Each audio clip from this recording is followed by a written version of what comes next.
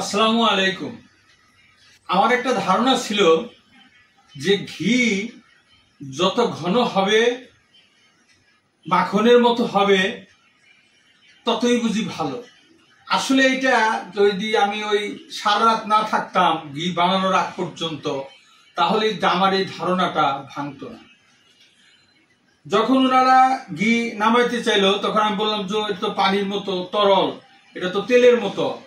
উনি বলছে এখন যদি যত বেশি জাল দিব তত উপরে তেলের মতো হয়ে যাবে, আর এই ছাকাটা নিচে পড়ে যাবে। আর আরো বেশি যখন জাল দিব তখন সম্পূর্ণটা তেলের মতো হয়ে যাবে এবং নিচে ছাকার মতো হয়ে যাবে।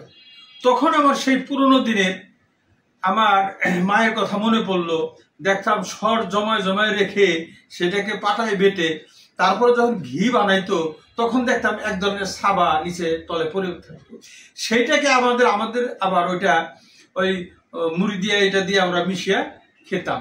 আসলে মূলত ঘিটা তেলের মতো যে অংশটা যত বেশি থাকবো, ঘিটা ততই ভালো আমার মতে। এবং আমি থাইকা প্র্যাকটিক্যাল দেখেই এই কথাটা আপনাদের বলছি।